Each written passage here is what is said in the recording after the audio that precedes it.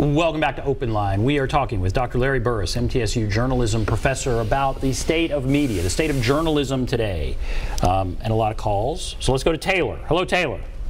Good evening, and appreciate the show. Thank you. I voted for Donald Trump, not because I was in love with Donald Trump or anything about him, but I liked his programs. I still like his programs, and I'd like to take exception with the good professor on the media being balanced. If, for instance, every day, papers like the New York Times, the Washington Post, the Boston Globe, NBC, CBS, ABC, CNN, and MSNBC, every story is slanted against the president. And if Fox is a counter to that much opposite publicity, then something is really wrong here. Yes, they do favor Trump, but they and the Washington Times and a few obscure websites are the only ones that give the fella a break at all. And that's why, a portion of why newspapers are dying. They are dying faster, laying off employees, even the biggest. Right. The foreign press picks up all of their news from the Washington Post, New York Times, the old gray lady, and so anti-Trump publicity goes out across the world. All right, well, I appreciate that. I do, Taylor, and I think there are people that feel that way. So you earlier said, oh, it's pretty balanced because you have Fox News that is certainly supportive of the agenda in many ways, but now he's mentioning all these others and saying, no, there is a constant stream of negative coverage. Okay. So what about that? What if the news in the New York Times and Washington Post, what if that news is the truth? What if it's really true what they're saying? Then they need to be saying that. And again, partisan politics is a great thing. We get all the sides out there, and apparently the people who are criticizing the mainstream media, they must be getting their information from somewhere. How do they know that that story in the New York Times is wrong? How do they know that? Now, again, if it's anti-Trump, just because it's opposed to his policy, does that make them anti-Donald Trump or anti-policy? And again, if we're saying, well, that story is wrong, how do you know that?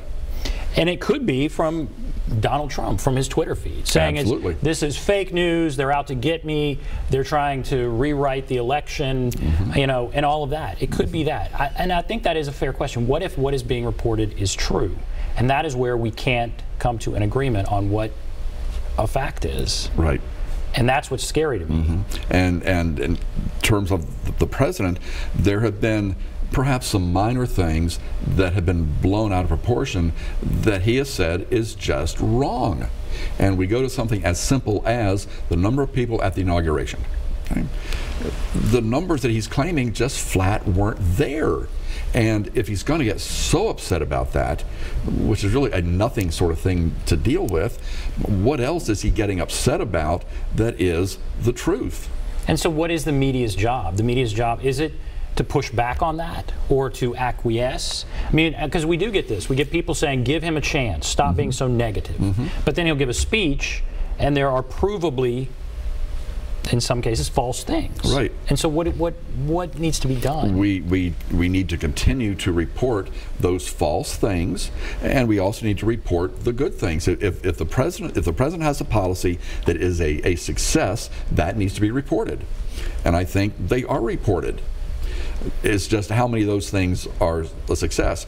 And we have all the promises the president made, and without getting into the politics of all this, where's health care now? Where's the wall now? All this now, they haven't gotten through Congress. Is that Congress's fault, or is it a leadership at the highest level fault? He promised these things. He said he was going to get them done. He's not getting them done, and that is a problem. It's a fair thing to point out. But okay, all right. Let's go to Jeanne. Hello, Jeanne. Yes. Go right ahead. Well, gentlemen, I just want to say this. Kudos to Channel 5. I listened to a story several months back, and it was, the approach was absolutely wrong. And I sent an email, and to your credit, your anchor at the time sent me an email back and agreed with me and thanked me for that letter. So I appreciate Channel 5 doing that. But let me say real quickly, from the aspect of someone that was in broadcasting many, many years ago. I was in radio broadcasting here in the Middle Tennessee area, worked with some fantastic, talented people, great newsmen that I know today. There is no comparison between the newsmen that I worked with and the newsmen today that I see on the television, because no matter the opinions that we had, and there were varied opinions, and most of the guys that I worked with are very much of the liberal side, and yet when they were on the air, they gave the news, period. Today, I'm sorry, it is just not that way, and it's very disappointing, especially to watch how it is so pointed and is causing such a division in this country because of the way that the media turns and twists and pushes people in a particular direction. Thanks so much. All right, well, thank you. Thank you for that call. And I know there are a lot of people that feel that way. And I think you watch certain channels, I think that's true. And you watch, yeah, there's no doubt what he's saying is right, and there's frustration about it. Where do we go? What do we do about it? Where are we with that? Part of it is, I think, the entire society, the entire culture. Everything is so split. Everything is so, I'm right, you're wrong. And we harden our positions, and just once I'd like to see on one of the major network programs, I'd like to see during a debate somebody say, you know, you may be right. I hadn't thought about that. That's a good idea. That is not going to happen. It isn't going to happen because I've got my credibility, and I've made a name for myself playing real hardball, and I've got to continue to do that. And I think society overall has gotten into that position. I think we've hardened our positions out there. Everybody has to be a winner, and that gets into some other issues out there. Right. But everybody has to be a winner, and we can't insult anybody, and we got to build everybody up, pat everybody on the head, even when they may be wrong, and that's then reflected in the media culture. How would Walter Cronkite do today? I just throw that out there. All right, we'll take a break, come back, wrap everything up. Be back right after this.